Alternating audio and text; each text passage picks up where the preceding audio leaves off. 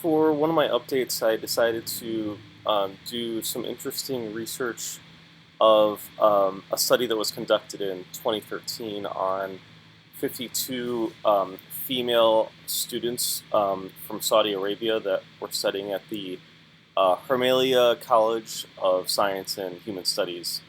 Um, these 52 female students were English as a foreign language students, so I'll just refer to them here as EFL students. And the idea behind the study um, was to utilize Twitter to see if Twitter could help those students improve upon their English studies. Again, they're English foreign language students, so their first language is not English. So therefore, it's an interesting study to use something like Twitter to figure out whether or not Twitter would help those students improve, which in my mind was kind of interesting to even think about because we don't typically think about Twitter, especially due to character limitations, being anything to really help you learn a language. But one part of learning language that we were discussing in this course had been typical communications, and whether those communications are shortened by character limitations in Twitter may have some significance in learning English language or other languages utilizing platforms like Twitter. So, in the experiment itself, of the 52 female college students, 26 students were put into a control group, and another 26 students were put into an experimental group. The control group was essentially the students learning English in traditional in classroom face-to-face ways that we're used to. The experimental group, their goals were actually studying vocabulary through use of Twitter, so that added element.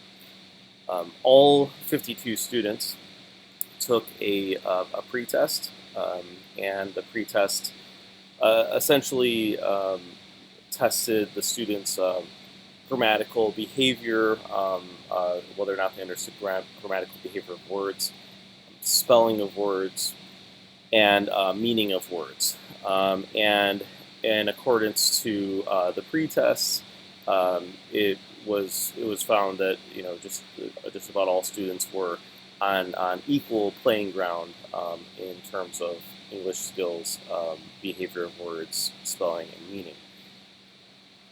Um, and I do have in my update some of these tables that compare pre and post tests. So I do have one, as you can see on the screen here, that shows the averages of the control group, overall, post and pre, grammatical behavior of words post and pre, and spelling post and pre, and meaning post and pre. In terms of what we're seeing from the post test and pre test differences is quite interesting. And by the way, the post test I failed to mention is a test that students would take after some time um, with with either being in control group or using Twitter to learn vocabulary. So the time spent between the pre-test and the post-test was 6 weeks.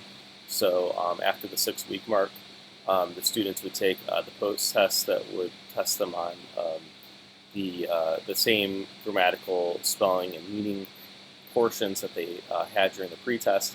And of course, the idea is to see if there is any notable improvement between grammatical behavior of words, spelling, and meaning.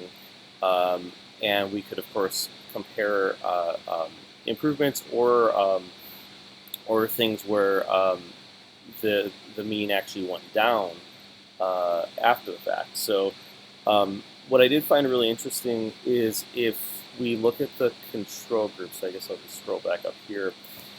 The control group seemed to have really only improved notably in the meaning section, so understanding meaning of words.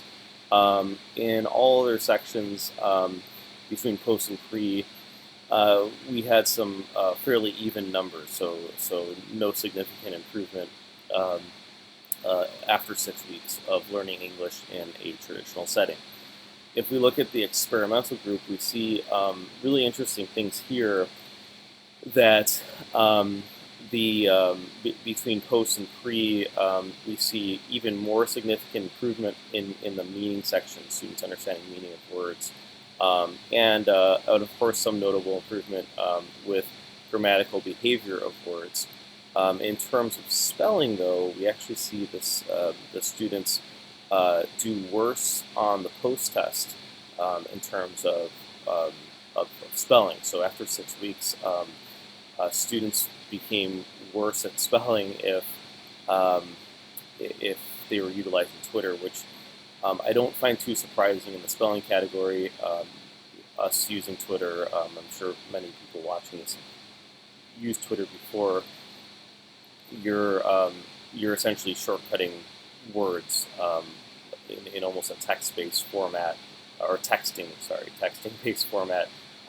So, for example, instead of spelling out A-R-E for R, a lot of times folks would just use the letter R, especially to save on time, and also, of course, character limitations in Twitter. So there's some bad habits students will probably develop using Twitter. An interesting thing, though, is overall scores. Like if you look at totals between the two groups, the overall scores of the experimental group was actually much higher between the pre and post test than the control group, which again I found kind of surprising.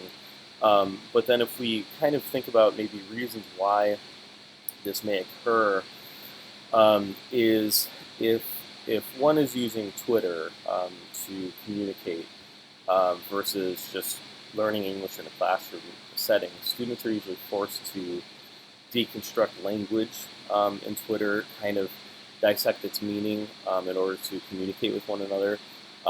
Versus in a classroom setting, possibly not. In a classroom setting, it might just be, hey, do you understand these words or not? And they may just move on with whatever lessons they have during the day. So that could be something that's really played a role and makes a lot of sense if you think about the differences with the meaning portion, understanding meaning between the experimental and control group. So these are kind of interesting. So I think what I was gathering from this study too is I think that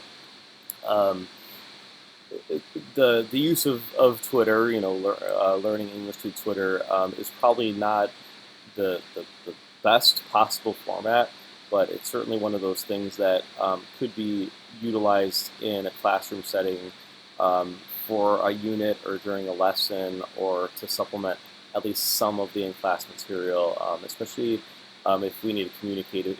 So as an example too, if we think about foreign exchange students, especially if they're traveling to a country where they're utilizing a language that is not their first language, they tend to learn a lot about that language just being in the environment.